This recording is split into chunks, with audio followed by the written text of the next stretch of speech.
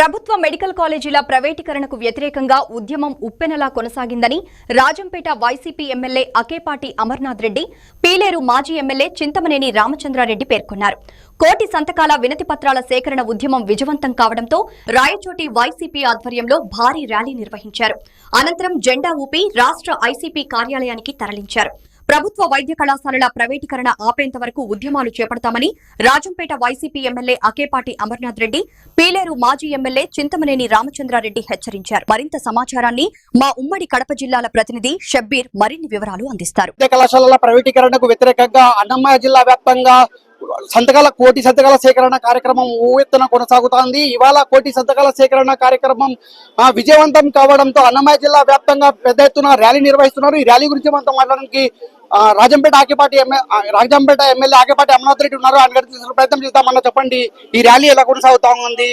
కోటి సంతకాల సేకరణ కార్యక్రమం విజయవంతం కదా, ఎలా అనిపిస్తుంది? ఈ రాష్ట్ర వ్యాప్తంగా కూడా జగన్మోహన్ రెడ్డి గారి పార్టీ అధ్యక్షుడు పిలుపు మేరకు మెడికల్ కాలేజీలు ప్రైవేటీకరణ చేయకూడదు, ఆపాలనే ఆలోచనతో ఈ ఉద్యమం బ్రహ్మాండంగా కోటి సంతకాలు కాదు, ముందుకొచ్చి చాలా మంది కూడా అంత సంతకాలు చేయడం ఉద్యమంలో పాల్గొనడం జరిగింది. ఏదైనా ఒక ప్రభుత్వం ఒక మంచి పని కోసం నిధులు ఇచ్చి అది ప్రారంభించినప్పుడు, అది ఆ ప్రభుత్వాలు ఇప్పుడు దిగిపోయినప్పుడు మళ్ళా ప్రభుత్వం వచ్చిన ప్రభుత్వాలు పూర్తి చేయాల్సిన బాధ్యత ఆ ప్రభుత్వాలు. ఎందుకంటే అది ప్రజాధనం దేశం. ఈ రోజు మెడికల్ కాలేజీలు ఈ రోజు నిజంగా పూర్తిగా ప్రభుత్వమే నిర్వహించాలని ఈ ఉద్యమం చాలా విజయవంతంగా నడిచింది. భవిష్యత్తులో కూడా ఈ ఉద్యమం ఆగదు, వాళ్ళు ప్రభుత్వం నిర్మించా కూడా ఈ ఉద్యమం కొనసాగుతుంది. ఇదే కోటి సంతకాల కార్యక్రమం గురించి మొత్తం మాట్లాడి పీలేరు ఎక్స్ ఎమ్మెల్యే చింతల రామచంద్రారెడ్డి ఉన్నారు. ఆయన కూడా తెలుసుకునే ప్రయత్నం చేద్దామన్నా. చెప్పండి, టీడీపీ నాయకులు కోటి సంతకాల కార్యక్రమం ఆర్భట్టాలకే చేస్తున్నారని చెప్పి తెలుపుతున్నారు. దీని గురించి స్పందిస్తున్నారు.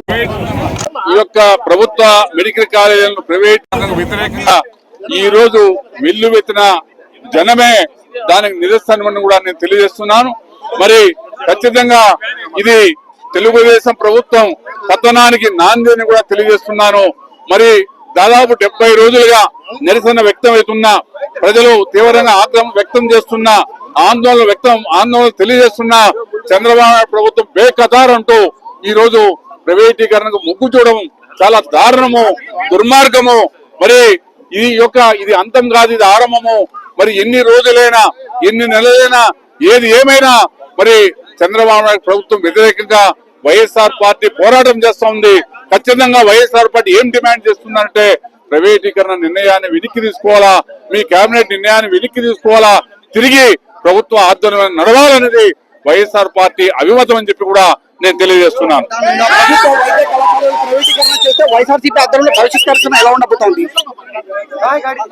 ప్రభుత్వ వైద్య కళాశాలలు ప్రైవేటీకరణ చేస్తే బాగుండబోతుంది వైఎస్ఆర్సీపీ ఆధ్వర్యంలో. ఇది భవిష్యత్తులో కూడా ఈ యొక్క కార్యాచరణ ఆగదు.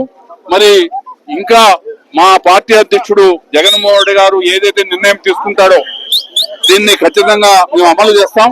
దీని మీద ఈ కోటి సంతకాలు తీసుకొని రాష్ట్ర హైకోర్టులో విజయవాడలో కేసు వేయబోతున్నాము. న్యాయ పోరాటం చేస్తాము. ఓ పక్క ప్రజా ఆందోళన కొనసాగుతాయి, ఇంకో పక్క న్యాయ పోరాటం కొనసాగుతుంది.